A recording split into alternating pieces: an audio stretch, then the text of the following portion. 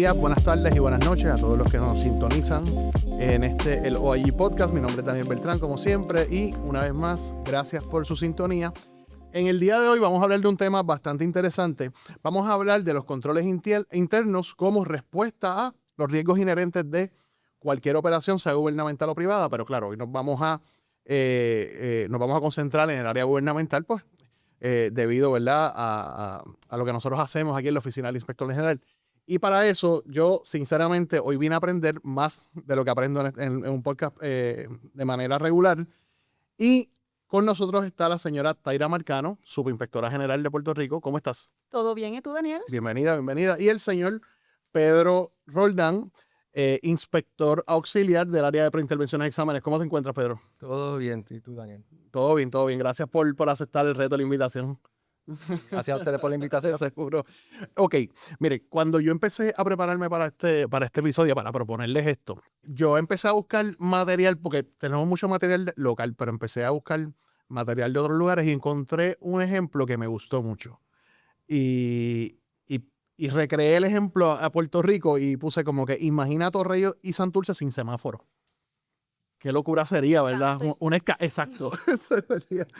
Y un poco desde ahí, pues abordamos la discusión, porque lo que sí me viene a la mente es, si imaginamos a Torrey y Santurce sin semáforo, ¿cuáles serían los riesgos? Y ahí es donde yo veo, bueno, el semáforo, pues el control es el semáforo, y cuáles serían los riesgos de no tenerlo. Y no sé si nos podamos comenzar la conversación un poco hablando entre la correlación de fuerzas que hay entre el riesgo y lo que se llama el control interno. Contestándote a la pregunta de cuáles serían los riesgos si no hubiesen unos semáforos, vendrían accidentes, obviamente, de vehículo a vehículo, vendrían accidentes de peatonales que quieran cruzar las carreteras. Si no tuviéramos estos riesgos, no estaríamos aquí hablando de controles internos. Así que por eso existen los controles internos, para mitigar esos riesgos. Los controles internos deben existir en todas las organizaciones para ir mitigando esos riesgos que pueden afectar a que se cumplan los objetivos que tiene trazado cualquier entidad gubernamental. Perfecto. Y no sé si porque claro, en el ejemplo del tránsito, pues es como que bien, ¿sabes? Uno lo ve y dice, bueno, no me lo imagino, sería una locura. Pero en el caso de una operación institucional, por ejemplo, Pedro, es un poco, a veces hay que pensar un poquito más en los riesgos de una operación, porque en la operación institucional, qué sé yo, de una oficina, de una entidad de gobierno, de una entidad financiera, pues hay que sentarnos un poco a delinear cuáles son los riesgos que nos enfrentamos. ¿Qué debe saber la gente? ¿Qué debe saber la gente? Y la pregunta, ¿verdad? La puede contestar cualquiera de los dos en la interacción. ¿Qué debe saber la gente de lo que hace tal vez un auditor cuando señala falta de controles internos versus los riesgos que esa institución debió ver para establecer esos controles internos que claramente no están por algún señalamiento? Pues como dijo la subinspectora, los controles internos están establecidos para controlar precisamente esos riesgos. El hecho de que se les divulgue a los empleados de que hay una serie de controles internos que van a facilitar el que se perciba o se percaten de que hay un error en las operaciones, y de que si el empleado comete algún tipo de error, pues se va a coger, pues entonces se funcionan. Por eso es bien importante que cuando se establezca una estructura de controles internos, la gerencia la divulgue, precisamente para esos empleados conozcan que hay una serie de procedimientos que me van a facilitar la vida a mí para yo ejercer mis funciones dentro de un marco responsable, controlando esos riesgos. Por ejemplo, evitando riesgos que pudiesen ser de fraude, que si sabemos que si no hay los controles internos pues adecuados, pues quizás se facilite la comisión de algún tipo de fraude que puede entonces conllevar también a violaciones de leyes, delitos, riesgos de imagen. Y eso, los controles internos no los podemos ver independientes de los riesgos. Precisamente están ahí para controlar esos riesgos. Yo como gerencial de una institución o como una persona que organiza una institución, voy a tener visión limitada. Hace 50 años atrás, el riesgo de un ciberataque no era real o no era evidente. Hoy en día pues se habla y hay toda una industria creada alrededor de eso. ¿Cuál es el proceso que yo utilizo o que yo hago para saber los riesgos que tengo que ni estoy viendo? O sea, hay una metodología. Sí, está la evaluación de riesgos. Ujú. Es bien importante que toda entidad gubernamental, ¿verdad? Estoy hablando específicamente de entidad gubernamental porque es lo que nosotros trabajamos, Claro, sí. pero en cualquier organización Ujú. debes primero hacer una evaluación de riesgos para saber los riesgos a los que te enfrentas y poder priorizarlos. Una vez tengas registrados todos esos riesgos, entonces implementa los controles internos. Que un control, las normas globales de auditoría interna definen control bien sencillo. Un control es una acción tomada por la gerencia, por los funcionarios de la propia organización para mitigar los riesgos y que se puedan lograr los objetivos de la organización. Ujú. Eso es bien sencillo. Que el riesgo lo define también bien sencillo. El riesgo es cualquier efecto, positivo o negativo, que afecte la incertidumbre de que se logre un objetivo. Ujú. Así que, una vez tenemos esos riesgos descifrados, implementamos los controles internos para mitigar cada riesgo. Estos controles internos los implementa, como mencioné, tanto la gerencia como los empleados. Debe ser utilizado por toda la organización para que el control interno tenga un efecto positivo en el logro de esos objetivos, que es por donde estaba Pedro dirigiéndose. Es que la gerencia tiene que tener esa cultura ética. Si la gerencia no tiene esa cultura ética, no esperes que tus empleados Ujú. tengan la cultura ética. Así que empecemos por la gerencia a tener esa cultura ética.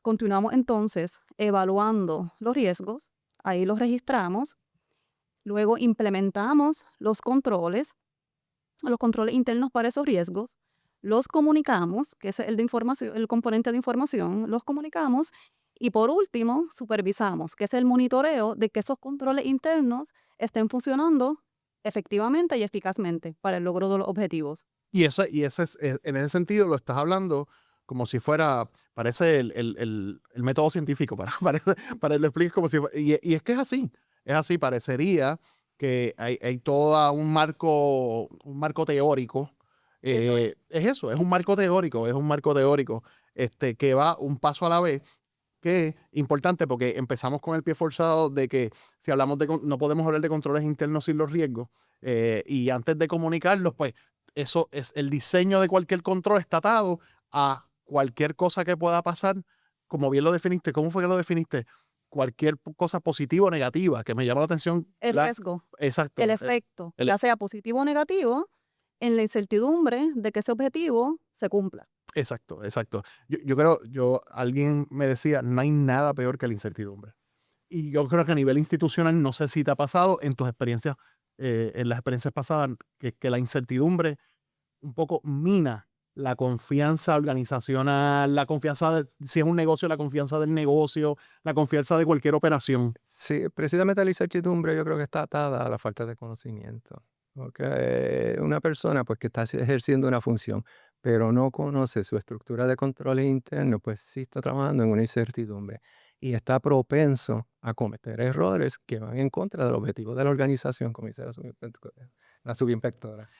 En ese sentido, ¿qué debe tener en su caja de herramientas un auditor, eh, para que cuando vaya a dar ¿verdad? Su informe, su reporte, su trabajo, es esto que estamos hablando aquí tan sistemático, tan organizado, tan paso a paso, se refleje en la evaluación que hizo?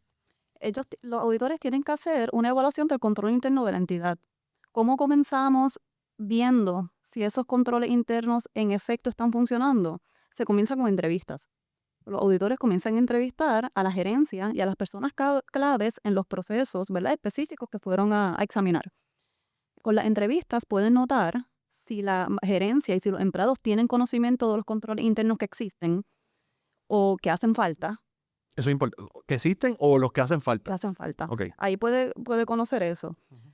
Luego que pasamos de las entrevistas y se obtiene el entendimiento de la entidad, deben realizar pruebas. En las pruebas van a identificar si en efecto están los controles internos implementados y si en efecto los están utilizando. Porque una cosa es que existan los los controles internos, pero que los empleados no tengan conocimiento que existe ese control interno, que existen esos procedimientos, que existen esos controles. Y ahí es que entra el paso que hablamos ahorita de la comunicación que establece el COSO para los empleados. Ujú. Que en efecto eso se va a reflejar en un informe final que será emitido, esa evaluación de esos controles internos. Dentro de esa caja de herramientas, yo creo también que el auditor debe tener escepticismo profesional.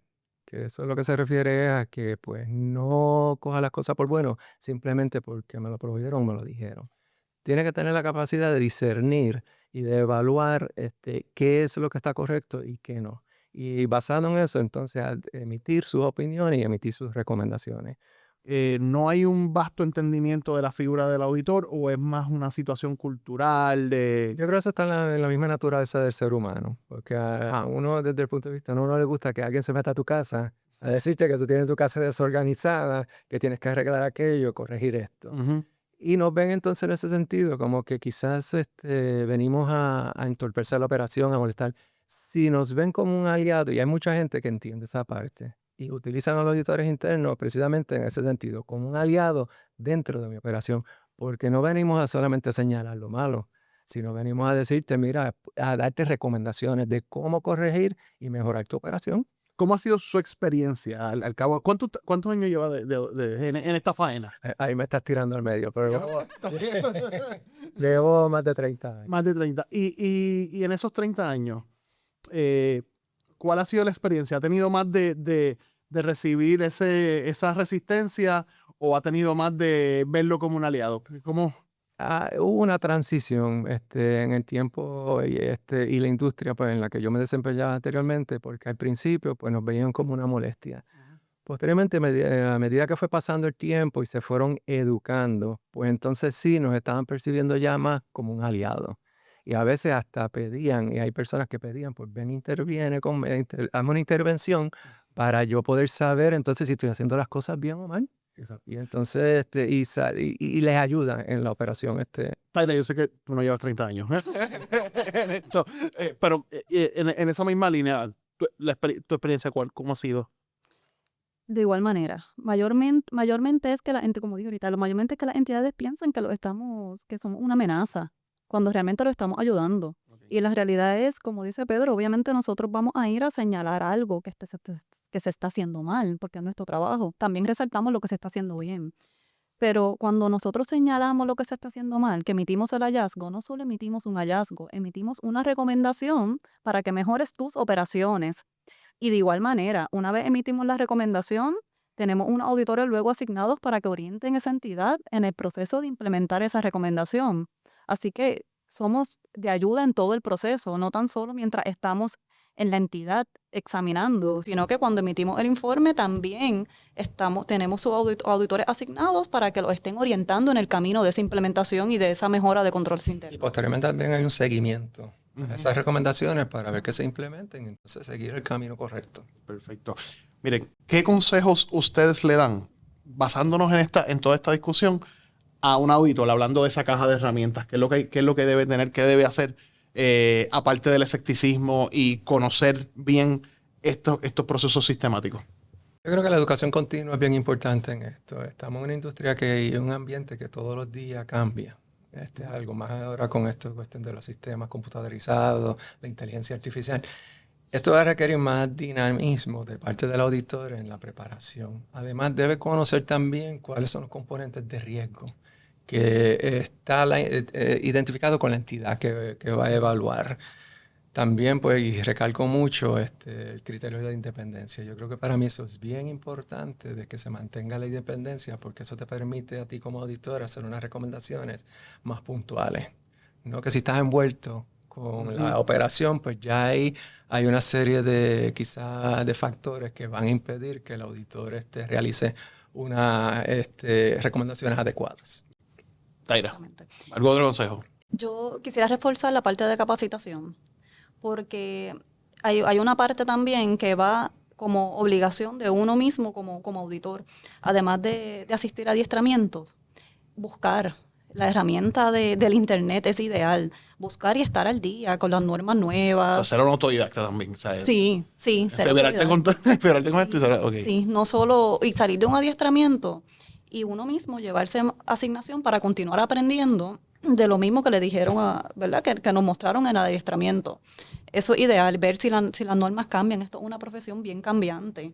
Ahora mismo con esto de la inteligencia artificial y todo eso, ahora vienen pues controles internos que se tienen que implementar conforme a la inteligencia artificial. Así que es un nuevo reto con nuevos riesgos. Con nuevos riesgos. Sí, sí. Que sí, en un adiestramiento, el límite de tiempo, pues a veces son adiestramientos de 4 horas, quizás 7, pero nos toca más bien a nosotros seguir buscando y seguir aprendiendo en lo que sale nuevo. Eso es bien importante, porque de verdad que ya estamos en el momento de los nuevos retos con la inteligencia artificial. Bueno, pues, gracias. Gracias por esta intervención, gracias por aceptar el reto. Gracias a ti por la invitación. Sí, sí, así que ya saben, gracias a todos por sintonizarnos, gracias a todos por su apoyo, gracias a todos por, ¿verdad? Compartir todos estos episodios que han salido de la Oficina del Inspector General y su podcast. Estén pendientes a los próximos episodios, estén pendientes porque luego vamos a tener episodios que complementan ahorita Pedro dijo algo bien clave, que es, después de todo esto, el seguimiento. Bueno, pues prontamente van a tener qué pasa después de. Sí. Así que muchas gracias a todos. Buenos días, buenas tardes y buenas noches y hasta la próxima.